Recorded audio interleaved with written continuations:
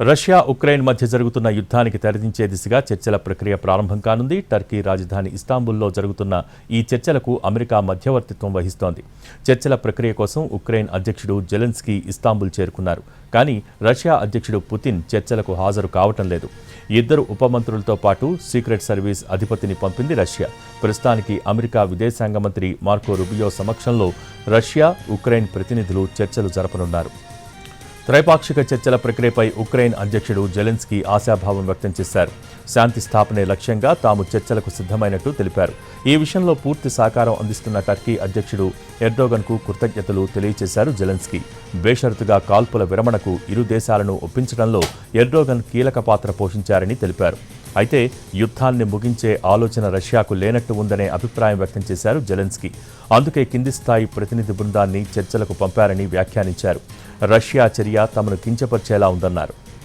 ఉక్రెయిన్తో చర్చలకు రష్యా అధ్యక్షుడు పుతిన్ డుమ్మా కొట్టారు. అయితే ఈ అంశంపై నిన్న సాయంత్రం ఉన్నత స్థాయి అధికారులతో చర్చలు జరిపారు. చర్చల్లో లేవనెత్తాల్సిన అంశాలపై దిశానిర్దేశం చేశారాయన. అయితే నాటో విధానాల వల్లే ఉక్రెయిన్తో యుద్ధం చేయాల్సి వచ్చిందన్నారు పుతిన్.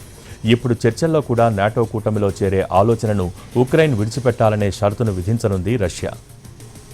ఉక్రెయిన్తో చర్చలకు రష్యా అధ్యక్షుడు పుతిన్ హాజరు కాకపోవడంపై ఆశ్చర్యం వ్యక్తం చేశారు అమెరికా అధ్యక్షుడు ట్రంప్. అయితే తాను లేకుండా పుతిన్ అక్కడికి వెళ్లరన్నారు. తాను పుతిన్ కలవనంత వరకు ఏమీ జరగదని అన్నారు ట్రంప్. ఉక్రెయిన్, రష్యా చర్చల ప్రక్రియ కోసం ఇస్తాంబుల్ చేరుకున్నారు అమెరికా విదేశాంగ మంత్రి మార్కో రూబియో. అయితే చర్చల ప్రక్రియ విజయవంతంపై రూబియో అనుమానాలు వ్యక్తం చేశారు. రష్యా అధ్యక్షుడు పుతిన్, ఉక్రెయిన్ అధ్యక్షుడు జెలెన్స్కీ ముఖాముఖి చర్చలు జరిపితే తప్ప యుద్ధానికి శాశ్వత ముగింపు సాధ్యం కాకపోవచ్చన్నారు రూబియో. రష్యా, ఉక్రెయిన్ మధ్య జరుగుతున్న యుద్ధానికి తెరదించే దిశగా చర్చల ప్రక్రియ ప్రారంభం కానుంది. టర్కీ రాజధాని ఇస్తాంబుల్లో జరుగుతున్న ఈ చర్చలకు అమెరికా మధ్యవర్తిత్వం వహిస్తుంది.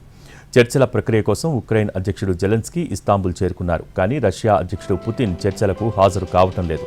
ఇద్దరు ఉపమంత్రులతో పాటు సీక్రెట్ సర్వీస్ అధిపతిని పంపించింది రష్యా. ప్రస్తుతానికి అమెరికా విదేశాంగ మంత్రి మార్కో రూబియో సమక్షంలో రష్యా, ఉక్రెయిన్ ప్రతినిధులు చర్చలు జరపనున్నారు.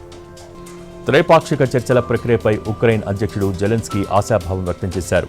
శాంతి స్థాపనే లక్ష్యంగా తాము చర్చలకు సిద్ధమైనట్టు తెలిపారు. ఈ విషయంలో పూర్తి సహకారం అందిస్తున్న టర్కీ అధ్యక్షుడు ఎర్డోగన్కు కృతజ్ఞతలు తెలిపారు జెలెన్స్కీ.